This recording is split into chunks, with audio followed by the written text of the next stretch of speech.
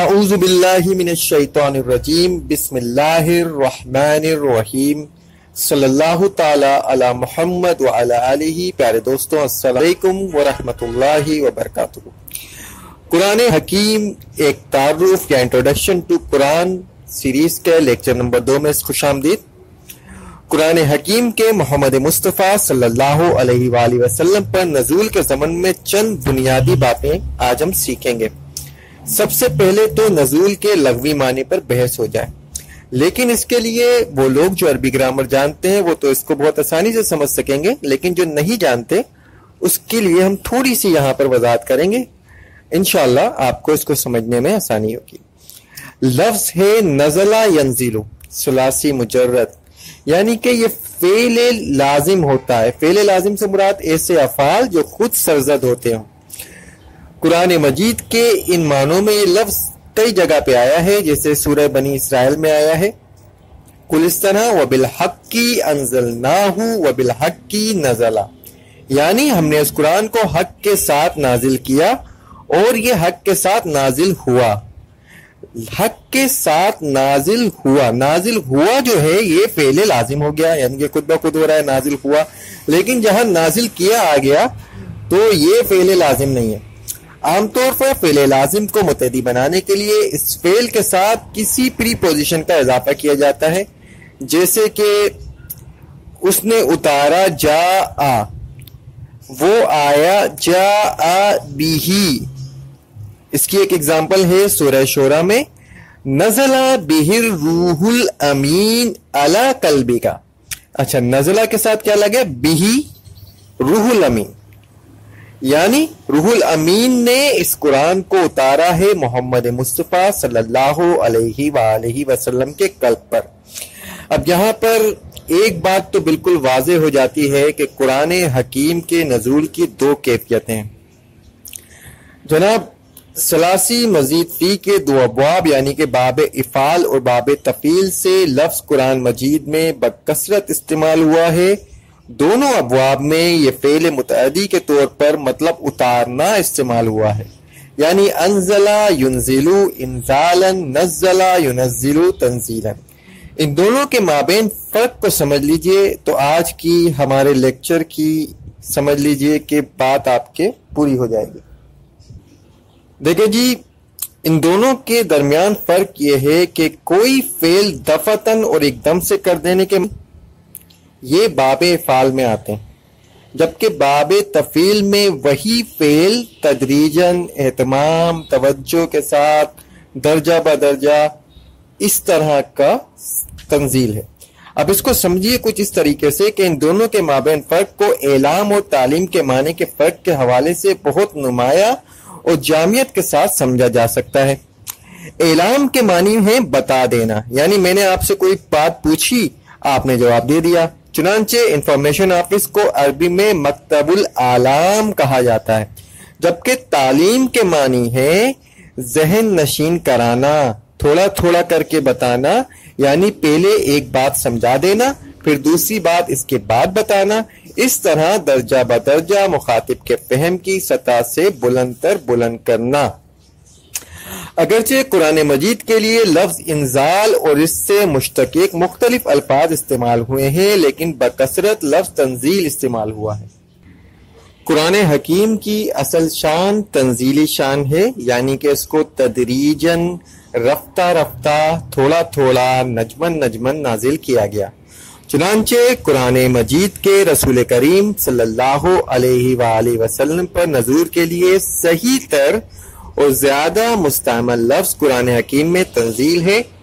تاہم دو مقامات پر لیلۃ القدر اور لیلۃ المبارکہ کے ساتھ انزال کا لفظ بھی آیا ہے، جیسے کہ انا انزلناہ فی لیلۃ القدر، انا انزلناہ فی لیلۃ مبارکہ، سورہ دخان میں ہے یہ.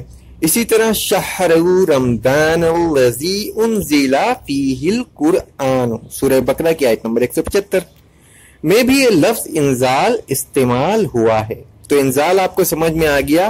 انزال کا مطلب ایک وقت میں کوئی بھی چیز نازل ہو جانا، جبکہ تنزیل مطلب رفتہ رفتہ اور تدریجن نازل ہونا. ٹھیک ہے جی. اس کی تقریباً تعویل یہ ہے کہ پورا قرآن، اچھا پھر یہ قرآن میں دونوں لفظ کیسے آ گئے؟ ایک جگہ انزال آ گیا، ایک جگہ تنزیل آ گیا. اب انزال و تنزیل آپ سمجھ چکے ہیں. تو انزال کا مطلب دفعتاً نازل ہونا، تنزیل کا مطلب تدریج کے ساتھ رفتہ رفتہ نازل کرنا. جب ہم دیکھتے ہیں سورہ قطر میں تو انزال ہے، انزلنا. پھر ہم سورہ دخان کی آیت نمبر 3 میں دیکھتے ہیں تو اس میں بھی انزلنا ہے. پھر ہم دیکھتے ہیں سورہ بقرہ کی آیت نمبر 185 میں تو وہاں انزلہ ہے. لیکن بات یہ ہے، بے شک پورا کا پورا قرآن دفعتاً لوح محفوظ سے سمائے دنیا یعنی کہ دنیاوی آسمان تک لیلۃ القدر میں نازل کر دیا گیا، جسے لیلہ مبارکہ بھی کہتے ہیں، جو کہ رمضان مبارک کی ایک رات ہے. جبکہ رمضان مبارک کی لیلۃ القدر یا لیلۃ المبارکہ میں قرآن کے نزول کا ذکر استعمال ہوا تو یہاں لفظ استعمال ہوا انزال. قرآن مجید سمائے دنیا پر ایک ہی بار مکمل طور پر نازل ہونے کے بعد وہاں سے تدریجاً اور تھوڑا تھوڑا کر کے محمد مصطفیٰ صلی اللہ علیہ وآلہ وسلم پر نازل ہوتا رہا. لگ بھگ 23 سال میں جب تک آپ تبلیغ کرتے رہے تب تک یہ آپ پر نازل ہوتا رہا. اس کو اس طرح سمجھیے. یا سورہ نساء کی آیت نمبر 136 میں کچھ اس طرح اللہ رب العزت فرماتا ہے، یا ایھا الذین آمنوا آمنوا باللہ ورسولہ والکتاب الذی نزل علی رسولہ والکتاب الذی انزل من قبل. اے ایمان والو، ایمان لاؤ جیسا کہ ایمان لانے کا حق ہے، اللہ پر اور اس کے رسول پر اور اس کتاب پر جو اس نے اپنے رسول صلی اللہ علیہ وآلہ وسلم پر نازل فرمائی، اور اس کتاب پر بھی جو اس نے پہلے نازل کی. تورات تختیوں پر لکھی ہوئی مکتوب شکل میں حضرت موسیٰ علیہ السلام کو دی گئی تھی. وہ چونکہ دفعتاً اور جملتاً واحدہ دے دی گئی تھی، اس لیے اس کے لیے لفظ انزال آیا ہے. جبکہ قرآن تھوڑا تھوڑا کر کے 22 سے 23 سال میں نازل ہوا، لہذا اس کے زمن میں لفظ نزلہ استعمال ہوا ہے. چنانچہ ان آیت میں تنزیل اور انزال ایک دوسرے کے بالکل مقابل آ گئے ہیں. گویا یہاں چیزیں اپنی ضد سے پہچانی جاتی ہیں کا اصول درست بیٹھتا ہے. پیارے دوستوں، اب تک آپ یہ سمجھ چکے ہیں کہ انزال اور تنزیل میں کیا فرق ہے. انزال بھی قرآن پاک کے لیے ہے، یعنی کہ دہ قدر کے اندر ہے کہ پورا کا پورا قرآن نازل ہوئی، ہم نے اس قرآن کو شب قدر میں نازل کیا.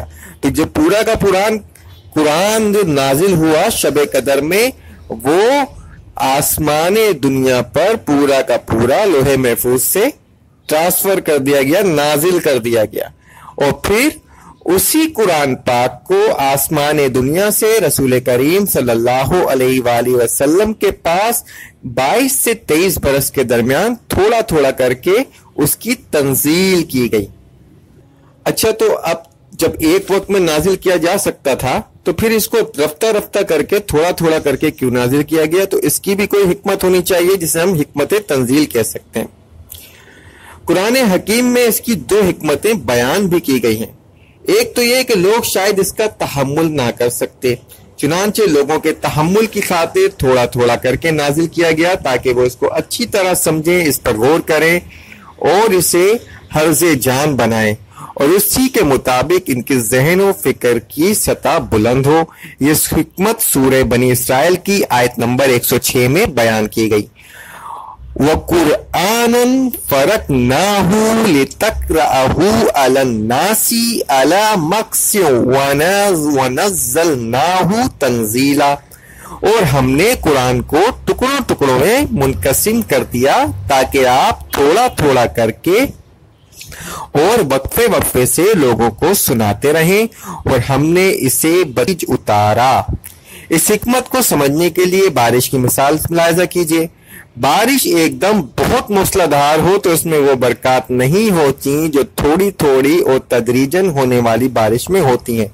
بارش اگر تدریجن ہو تو زمین کے اندر جذب ہوتی چلی جاتی ہے، لیکن اگر موسلادھار بارشیں ہو رہی ہوں تو اس کا اکثر و بیشتر حصہ بہتا چلا جائے گا۔ یعنی یہ معاملہ قرآن مجید کے انزال و تنزیل کا ہے۔ اس میں لوگوں کی مصلحت ہے، لوگوں کے لیے مصلحت ہے کہ قرآن ان کے فہم میں، ان کے باطن میں، ان کی شخصیتوں میں تدریجاً سرایت کرتا چلا جائے۔ اسی سرایت کے حوالے سے علامہ اقبال کا ایک زبردست شعر ہے، چوں بجا در را رفت جہاں دیگر شود، جان چوں دشت جہاں دیگر شود۔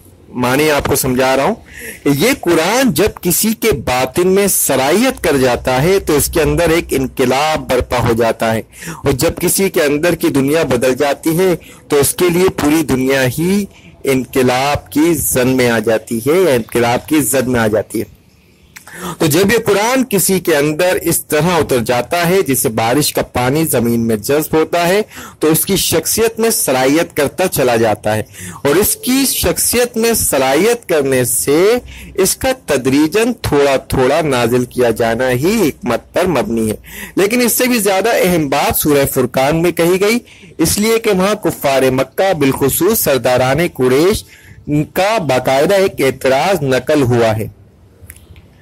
چنانچہ وہ کہتے ہیں وَقَالَ الَّذِينَ كَفَرُوا لَوْلَا نُزِّلَ عَلَيْهِ الْقُرْآنُ جُمْلَةً وَاحِدَةً كَذَلِكَ لِنُثَبِّتَ بِهِ فُؤَادَكَ وَرَتَّلْنَاهُ تَرْتِيلًا وَلَا يَأْتُونَكَ بِمَثَلٍ إِلَّا جِئْنَاكَ بِالْحَقِّ وَأَحْسَنَ تَفْسِيرًا۔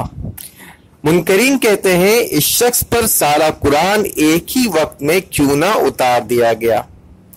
ہاں، ایسا اس لیے کیا گیا کہ اس کو ہم اچھی طرح آپ صلی اللہ علیہ وآلہ وسلم کے ذہن نشین کرتے رہیں، اور اس کو ہم نے بغرض ترتیل تھوڑا تھوڑا کر کے نازل کیا۔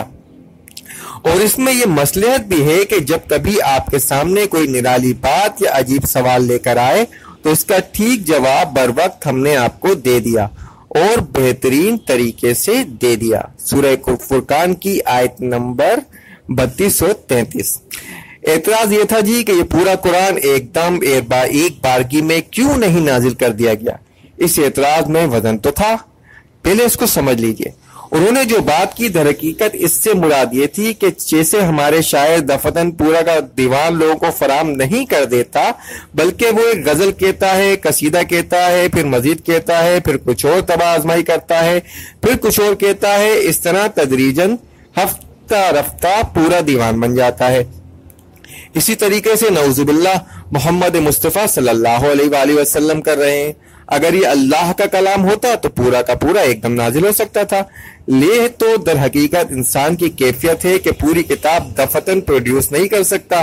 پورا دیوان تو کسی شاعر نے ایک دن میں کبھی بھی نہیں لکھا، بلکہ اسے وقت لگتا ہے، وہ مسلسل محنت کرتا ہے، کچھ تکلف کرتا ہے، کبھی آمد بھی ہو جاتی ہے، لیکن وہ کلام دیوان کی شکل میں تدریجاً منون نہیں ہوتا۔ تو یہ تو اس طرح کی چیز ہے، لولا نزل علیہ القرآن جملۃ واحدہ، کیوں نہیں یہ قرآن ایک دم اس پر نازل ہو گیا؟ اب اس کا جواب دیا گیا کذالک لنثبت بہ فؤادک، یہ اس لیے کیا گیا تاکہ اے نبی صلی اللہ علیہ وآلہ وسلم ہم اس کے ذریعے آپ کے دل کو تثبیت یعنی کہ جماؤ عطا کریں۔ یعنی وہ بات جو عام انسانوں کی مصلحت میں ہے وہ خود محمد مصطفیٰ صلی اللہ علیہ وآلہ وسلم کے لیے بھی مصلحت پر مبنی ہے کہ آپ کے لیے بھی قرآن، شاید قرآن مجید کا ایک بارگی میں تحمل کرنا آپ کے لیے بھی مشکل ہو جاتا۔ جیسے کہ ہم یہ جانتے ہیں کہ سورہ حشر کے آخری رکوع میں یہ الفاظ وارد ہوئے ہیں، لو انزلنا هذا القرآن على جبل خاشعا متصدعا من خشیۃ اللہ اگر ہم پورے کے پورے قرآن کو دفعتاً کسی پہاڑ پر نازل کر دیتے تو تم دیکھتے کہ وہ اللہ کے خوف سے دب جاتا اور پھٹ جاتا۔ نوٹ کیجئے کہ یہاں لفظ انزال آیا ہے۔ معلوم ہوا کہ قلب محمدی کو جماؤ اور ٹھہراؤ عطا کرنے کے لیے اسے بتدریج نازل کیا گیا۔ کس لیے کیا گیا جی؟ یہ بات بالکل واضح ہو گئی کہ قلب محمدی صلی اللہ علیہ وآلہ وسلم کو جماؤ اور ٹھہراؤ کے لیے، عطا کرنے کے لیے۔ وَرَتَّلْنَاهُ تَرْتِيلًا، اور ہم نے اس کو بغرض ترتیل تھوڑا تھوڑا کر کے اتارا ہے۔ رتل چھوٹے پیمانے کو چھوٹے چھوٹے ٹکڑے کرنے کو کہتے ہیں۔ اگلی آیت میں جو ارشاد ہوا اس کے دونوں مفہوم ہو سکتے ہیں۔ ایک یہ کہ اے نبی جو اعتراض بھی یہ ہم پر کریں گے ہم اس کا بہترین جواب آپ کو عطا کریں گے، لیکن یہ بھی مفہوم ہو سکتا ہے کہ یہ ایک مسلسل کشاکش ہے جو آپ کے اور مشرکین عرب کے درمیان چل رہی ہے۔ آج وہ ایک بات کہتے ہیں، اگر اسی وقت اس کا جواب دیا جائے تو در حقیقت آپ کی دعوت کے لیے موضوع ہے۔ اگر یہ سارے کا سارا کلام الہی ایک ہی مرتبہ نازل ہو جاتا تو حالات کے ساتھ اس کی مطابقت اور ان کی طرف سے پیش ہونے والے اعتراضات کا بروقت جواب نہ ہونا ان کے اندر وہ اثر وہ کیفیت حاصل نہیں کر پاتا۔ اس تدریج میں اپنی جگہ موضوعیت ہے اور اس کی اپنی تاثیر ہے۔ اس اعتبار سے قرآن مجید کو تدریجاً نازل کیا۔ قرآن حکیم کا زمانہ نزول اور عرض نزول، یہ ہم اچھی طریقے سے جانتے ہیں کہ رسول کریم صلی اللہ علیہ وآلہ وسلم کی زندگی کا کچھ حصہ مکے میں اور آخری حصہ مدینے میں گزرا۔ رسول کریم صلی اللہ علیہ وآلہ وسلم پر قرآن کے نزول کے ضمن میں اب دو چھوٹی چھوٹی چیزیں نوٹ کر لیجئے۔ یہ صرف معلومات کے ضمن میں ہے، اس کا زمانہ نزول کیا ہے ہم جس حساب سنفی سے بات کرنے کے عادی ہیں اسی حساب سے ہمارے ذہن کا صغرا کبرا بنا ہوا ہے۔ اس اعتبار سے نوٹ کر لیجئے کہ قرآن حکیم کے نزول 610 سے لے کر 632 یعنی 22 سال پر یا 22 برس پر مشتمل ہے۔ 632 عیسوی سے 610 عیسوی سے 632 عیسوی تک۔ قمری حساب سے یہ 23 برس بنیں گے۔ 40 عام الفیل سے شروع کریں تو 12 سال قبل ہجرت اور 11 ہجری سال ملا کر 23 سال قمری بنیں گے، جن کے دوران یہ قرآن بطرز تنزیل تھوڑا تھوڑا کر کے نازل ہوا۔ صحیح احادیث میں یہ شہادت موجود ہے کہ پہلے سورہ الق کی 5 آیات نازل ہوئی، پھر 3 سال کا وقفہ آیا۔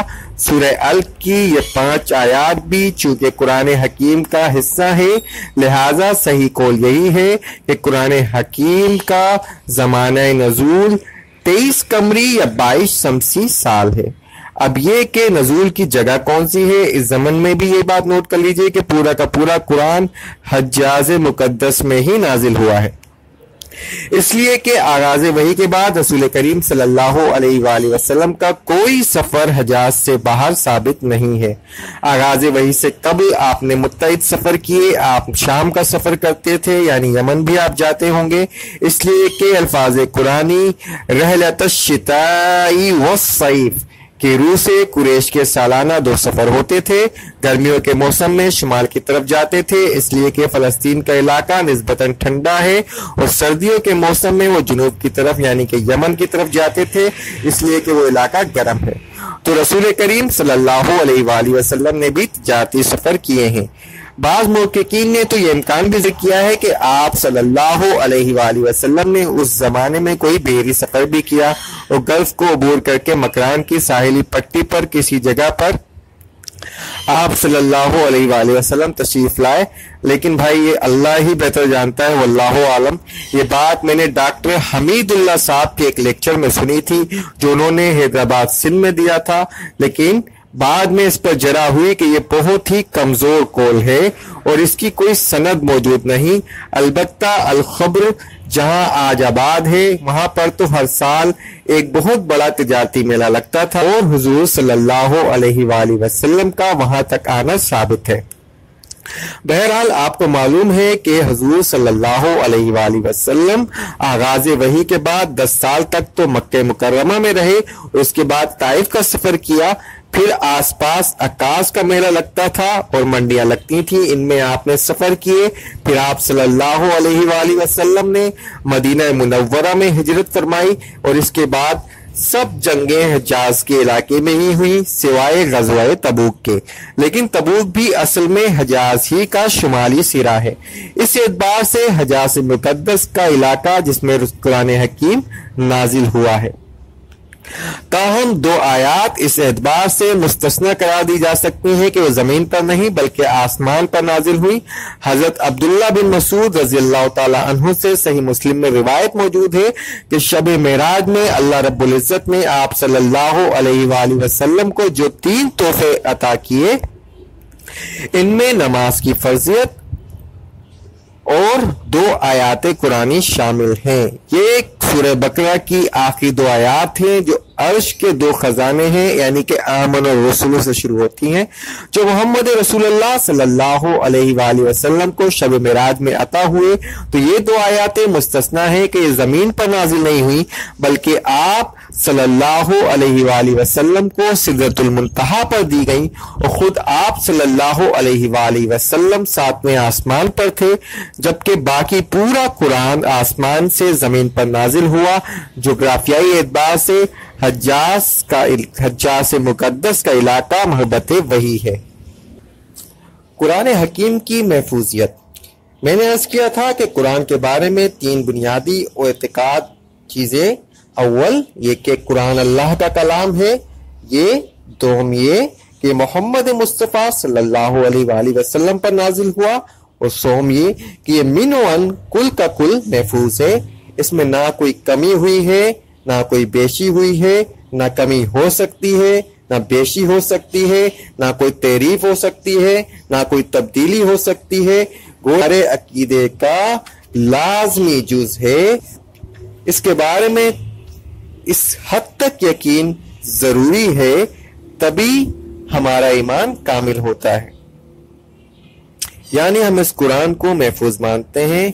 البتہ عوام میں جو چیزیں مشہور ہیں کہ قرآن سے فلاں آیت نکال دی گئی، فلاں سورت حضرت علی کی مداح اور شان میں تھی، اس میں سے نکال دی گئی، اس کے بارے میں آپ سے کیا عرض کروں، یہ صرف اور صرف لوگوں کی اڑائی ہوئی باتیں ہیں، اور آپ اس کو کبھی بھی ثابت نہیں کر سکتے، نہ ہی آپ کو جو مضبوط عقیدے کے لوگ ہیں وہ اس پر نہ ایمان رکھ سکتے ہیں کہ جس چیز کی حفاظت کا ذمہ اللہ رب العزت نے لیا ہو تو وہ کیسے اس میں کمی ہو سکتی ہے۔ یعنی کہ قرآن مجید سے جو گواہی ملتی ہے، سورہ قیامہ کی آیت نمبر 16 اور 17 میں اللہ رب العزت نے فرمایا لا تحرک به لسانک لتعجل به ان علینا جمعہ وقرآنہ، یعنی رسول اللہ صلی اللہ علیہ وآلہ وسلم سے اللہ رب العزت نے عذرائے شفقت فرمایا، آپ اس قرآن کو یاد کرنے کے لیے اپنی زبان کو تیزی سے حرکت نہ دیں، اس کو یاد کرا دینا اور پڑھوا دینا ہمارے ذمہ ہے، آپ مشقت نہ جھیلیں، یہ ہماری ذمہ داری ہے کہ ہم اسے آپ کے سینہ مبارک کے اندر جمع کر دیں گے اور اس کی ترتیب قائم کر دیں گے، اس کو پڑھوا دیں گے۔ جس ترتیب سے یہ نازل ہو رہا ہے اس کی فکر نہ کیجیے، اصل ترتیب جس میں اس کو مرتب کیا جانا ہے ہمارے پیش نظر ہے، جو ترتیب لوح محفوظ کی ہے اسی ترتیب سے ہم پڑھوا دیں گے۔ ثم ان علینا بیانہ، یعنی یہ آیت نمبر 19 ہے۔ پھر اگر آپ کو کسی چیز میں ابہام محسوس ہو اور وضاحت کی ضرورت ہو تو اس کی توضیح و تدوین بھی ہمارے ذمہ ہے۔ یہ ساری ذمہ داری اللہ رب العزت نے اپنے اوپر لے لی ہے۔ اگر ان آیات کو کوئی شخص قرآن مجید کی آیت مانتا ہے تو اس کو ماننا پڑے گا کہ قرآن مجید پورا کا پورا جمع ہے، اس کا کوئی حصہ ضائع نہیں ہوا۔ یہ بات سورہ ہجر کی آیت نمبر 9 میں اس طرح اللہ رب العزت نے ارشاد فرمائی اِنَّا نَحْنُ نَزَّلْنَا الذِّکْرَ وَإِنَّا لَهُ لَحَافِظُونَ، ہم نے ہی اس ذکر کو نازل کیا اور ہم ہی اس کی حفاظت کرنے والے ہیں۔ یہ گویا ہمیشہ ہمیشہ کے لیے اللہ رب العزت کی طرف سے گارنٹی ہے کہ ہم نے اسے نازل کیا اور ہم اس کے محافظ ہیں۔